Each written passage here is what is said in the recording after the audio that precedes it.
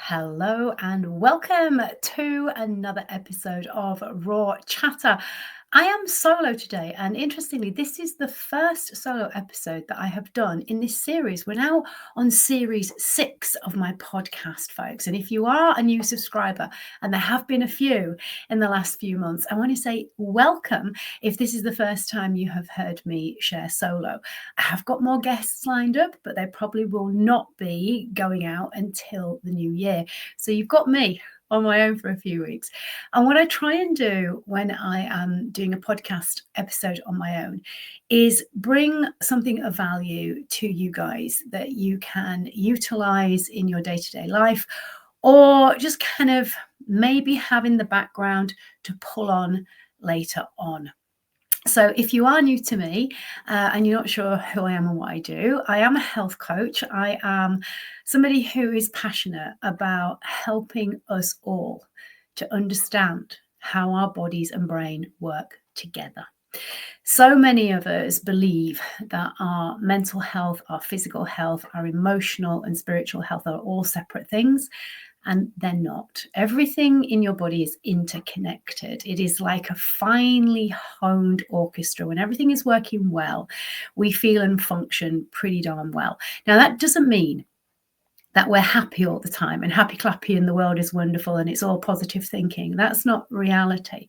It means that we can manage, handle, whichever way you want to look at it, deal with, understand our emotions, our mental capacity, what we are good at, what we're not, what we enjoy, what we don't, what works with our body in terms of nutrition from food and from drink, and what doesn't. In other words, I help you to get to understand yourself in a way that perhaps you never truly have before.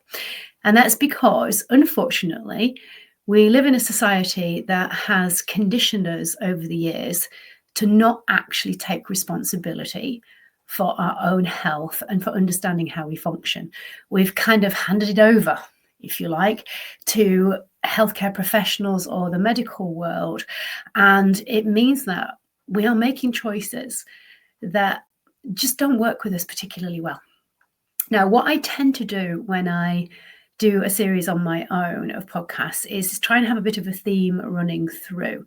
And I discuss a lot of things with my daughter. She's 27. I am a single parent, and I've pretty much been on my own with her since she was 7, so 20 odd years, just the two of us. And I'm very fortunate in that I brought up my daughter to explain things to her. Rather than telling her to do things because I said so, which was my upbringing, I've explained to her why we need to do things a certain way sometimes, and actually why we don't, why we do need to try to fit in with society at times, and actually why it's perfectly acceptable and actually a really good idea to not do. It also means that we have very open conversations and we communicate very well with one another. In fact, we know that she's on the autism spectrum, and she diagnosed that for herself around about 5 years ago, and is learning to work out what that means for her. But she checks in with me often to ask me, do other people think and see things the way that she does? And sometimes the answer is yes, and sometimes it's no. But it's not about it being right or it being wrong. It's about helping her to understand other people even better than she already does, and herself. And that's what I want to do. Overriding everything that I do, that is my goal. So you to understand yourself in a way that allows you to have the lifestyle, to have the business, to have the family, the relationships that you desire to have, in a way that is not going to cost you your health. And today's topic then, we were talking about being triggered. So this podcast episode is all about triggers, trauma, and the nervous system. And one of the things that we talked about is, and it came about because she works in a coffee shop. She's a head barista. And she was talking about how people are, quite frankly, very rude when they speak to serving staff. And it unfortunately tends to be people who are over 50 who tend to be ruder than young people. And I have noticed the same. when I've been stood behind people in a queue, whether it's been in the supermarket or whether it's been in a coffee shop, ignoring the person serving, not saying please, not saying thank you, giving curt responses, not making eye contact, talking to their friends when the person serving them is trying to get some information out of them so that they can actually put together their order, but they're too busy with what's going on in their bubble, and then will complain that their stuff's not ready. So I've seen it firsthand, and I'm sure I'm not the only one. I'm sure if you're listening to this, you've probably witnessed it too, and maybe you are one of those people yourself. And if so, if you've been triggered, good, right? Because that's what this topic is all about. Because here's the thing, a trigger is not something that we should avoid. Avoidance does not protect you. But what it does do is it disconnects you. It disconnects you from your body. It disconnects you from your emotions. It disconnects you from being resilient or growing your resilience. And it actually disconnects you from the truth. So when I see trigger warnings on things, yes, I understand that for certain things there needs to be some kind of an alert, because it could actually damage somebody's health physically. For example, flashing lights, that sort of stuff, right? Massively important. If you're somebody who is physically triggered by something, they're important. But if it's the content of a podcast, do we need to have a trigger warning, or do we just need to say very clearly, this is the content, you make your own mind up? In other words, take responsibility for deciding whether or not you are going to listen, because I'm not here to protect you from being triggered. And this is where we need to see being triggered actually as a positive, right? We need to get triggered because it's going to help us to move forward in life. We need to feel emotions that are not necessarily pleasant, because there is no such thing as a good emotion or a bad emotion. All emotions are is just energy. Emotions are energy in motion, and they will create feelings within us. And some of those feelings feel great, and some of them not so good. And the ones that are not so good are the ones that are telling us something. It's actually our nervous system that is wanting to be understood. And if all we're doing is batting it away or avoiding it, it means that we're actually going to be more fragile. We're more likely to get more triggered by more things because we can't handle day-to-day life and the stuff that is going on around us, because nobody can be in a bubble and protected by cotton wool forever. And unfortunately, this is where I struggle quite a lot to get my head round the idea that it's being a good parent to do everything for your child. Because I truly believe that a good parent is there to help their child to understand how to function optimally in the world as a grown-up, so that they don't melt down, so that they are not constantly depressed or anxious, so that they are able to make their own decisions, so that they don't completely disappear into a flood of tears and hide themselves away if something goes wrong or not the way that they had planned or wanted it to. In other words, that they understand that emotions are telling us something. And we need to recognize that unless we as parents, grandparents, aunts, sisters, brothers, nieces, whatever, know how to communicate clearly and to not be frightened or label things as being a trigger or something that we need to shy away from or something that is dangerous, that we can actually then help all of us as a society to allow ourselves to stop living in this state of constant nervous system excitement, as it were. There's this idea that we should be happy, If you're happy, you kind of succeeded. Well, that's ridiculous, because how do you know what happy is if you've never experienced sad? How do you know what elation is if you've never experienced devastation?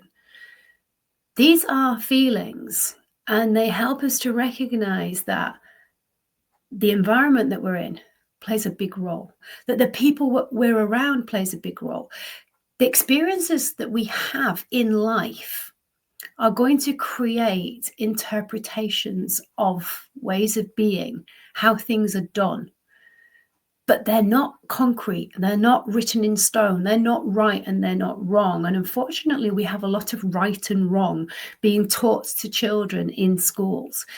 Now, there are ways that are acceptable in a society. There are ways that mean that you can get on with others and it's easier and potentially more beneficial for all. But it doesn't make them necessarily right. It just means that it's a way of functioning that seems to work for the majority. And I'm choosing my words very carefully on purpose. And for those people who have worked with me and are currently working with me, you will know that a lot of the coaching that we do is about me helping you to see the automatic language and how that is affecting your thinking, but also who you are showing up as. And a lot of us have learned this kind of victim style of thinking of, they mustn't hear that. That's terrible. They might be upset. Well, good. Let people be upset, because you need to learn to handle that as an emotion and know that it's not a disaster. The world isn't going to end. Being upset isn't a diagnosis. It's not something that you need to kind of run away from. And it's certainly not something that you need to fix. You need to learn what it is. Regulate your nervous system through it. If you feel you need to cry, cry. And allow those emotions to come out. If your upset turns into anger and you want to scream and shout and bash a cushion with a big stick, then do so. Let yourself recognize that these emotions are not to be avoided. They're nothing to be scared of. And the only reason that we're terrified of feeling emotions that don't necessarily feel great or comfortable is because we're not used to doing it, because we keep being protected or we keep avoiding it by numbing out with food, for example, or with alcohol, or now, especially, going onto social media and getting lost in other people's lives so that we don't actually have to connect to our own. So when we're talking about avoiding triggering people, or you can't say that because they might feel, or you can't do that because they might think and it could upset them, I'm inviting you to question, who is that actually helping? Because it's not helping the person that you think you're protecting. What you are doing is ensuring that they are ill-equipped to handle life. Because we all know, as we get older, as we grow, we experience more and more things. It doesn't necessarily get better or easier. It's different. And if you don't have the mental capacity, the understanding of your nervous system to recognize that all emotions are just energy and they're nothing to be feared, and they're not right and they're not wrong. They are just telling you something. They are signals. They are data. They are to be turned into and go, okay, that's interesting. That's interesting that this particular thing is making me feel a certain way. Now, what do you need to do with it? And it may be that you need to do nothing with it. You just need to notice it. It may be that you need to breathe, and just doing a 4-7-8 breath, or even a 4-2-6 breath, can just help you to regulate your nervous system. And what do I mean by those numbers? So 4 counts breathing in through your nose, holding for 2 counts, and then 6 counts controlled slow breath out. Now, if you just do that 6 times, you will feel completely different. You absolutely will. If we get hung up on emotions being bad and scary, and we must avoid being triggered by anything or anyone at all costs, what are we reinforcing? We're reinforcing more fear, more anxiety, more being scared, more this belief that I'm not good enough, I can't do it, I can't cope. Well, you can, but it's a skill. And to obtain any skill, it takes practice. Think about it. Whatever you have done in your life, and whatever you can do now, let's take writing, for example, with a pen and paper, not typing on a keyboard. But when you first picked up, and let's face it, if we're in a first world country, we will have all probably learned to write with a pencil, yeah, maybe a pen, but usually with a pencil and paper to begin with, or perhaps a crayon. But it was some implement that you held in your hand and you wrote on something like paper or cardboard or a blackboard. Right? We all did that. Did we know how to hold the pen? No. Did we have to learn? Yes. And if you look at people holding pens now, you'll see everybody holds it in exactly the same way. In other words, you learned what was the way to do it for you. That worked, but it was a skill. And then you had to learn how to form the letters and how to string those letters together so that they looked like a word that you could understand and that other people could read and understand too. That's a skill. Okay, you didn't suddenly pick up a pencil or pen or whatever and just start writing sentences, did you? No. And if you'd had that expectation, you would have probably thrown the pen or pencil down or screwed up the paper and just went, I can't do this, that's it, I need to avoid writing for the rest of my life. Can you imagine if you'd have done that? Okay, you'd have struggled. My point being, none of us are taught initially how to handle difficult emotions. We watch how the people around us handle them. And if the people around us can handle them in a way that shows they're nothing to be scared of, if they're not talking about, let's make it go away, let me numb it out, let me push that thought, let me avoid it, let me do anything possible other than turn into it, if we didn't have that, then chances are that we do not get triggered by much at all. We will all be triggered by things that are new and that are different and that really strike us as humans as being something out of our norm, out of our experience. And I'm not going to go into what that could be, but think about it. There are certain things that I know I will come across in my life that I haven't yet, that I'm going to potentially find shocking or scary, or that may make me freeze for a bit. But that's just because my nervous system is having a response to something that's new and different. And so there's an emotional response that just says, hey, be aware. And that's all it is. It's not scary. Be aware. Name it if you can. Sometimes you can't. Name what you're feeling. That automatically makes it much less scary. But can I implore you to stop avoiding being triggered? And if you are triggered, let's connect to it. What is the feeling that is coming up for you? Are you feeling it physically in your body? Sometimes you are, sometimes you don't know. Sometimes you don't have the words for it. You just know that it doesn't feel great, and that's okay. But then what do you need to do? Do you need to write about it? Do you need to talk it through with somebody? Do you need to have a conversation about what's going on and what you think is going on, and then maybe ask somebody to help you to see it a different way so that you can learn how to really focus on your own sense of worth and well-being? And that means learning to deal with all emotions, all triggers as they arise. If I get triggered by something now, it's a good thing. It means that there's something that I haven't yet encountered, is something that I haven't yet learned how to master or work through or work with. And that's a positive, because once I learn that and how to do it with baby steps, sometimes with the help of my own coach or a mentor, or just reaching out to a friend to say, hey, not quite sure what to do with this. The more you can do that, the more you will recognize that we don't need to be led by fear. Triggers can just be a bit of a flare, a bit of a hey, warning signal. They don't have to be a fire.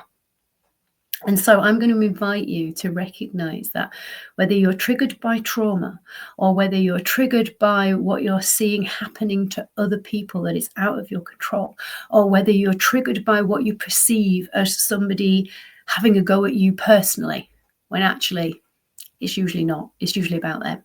Whatever your triggers are, recognize that if you can see them in a different way, if you can see them as an opportunity to learn to feel those feelings and not be scared, to learn to master your nervous system, to recognize that it's an opportunity for you to start connecting and to stop protecting, I think you will find that you will feel less anxious in general. You will feel much more comfortable and much calmer about asking for help. And you will stop trying to push down your feelings with food or numb them out with alcohol or fully disconnect by scrolling on your phone. So if you have been struggling with any of those things, then I would love you to reach out to me. All of my details are in the description if you're watching on YouTube, and they are in the show notes if you're listening on Spotify. And I do have a special offer running at the moment for December, which I'll put the details in there. But it starts with a conversation. Starts with a conversation with me. So if we're not connected yet on social media, please do utilize the links and connect with me on your preferred platform, or just drop me an email and let's just have a conversation about what's going on with you and where you may need some help. And I want to leave you with this, as I always do. We only have one life as far as we know, and one body. So please look after it, because it is looking after you. Until next week, please do take great care of yourselves. Bye-bye.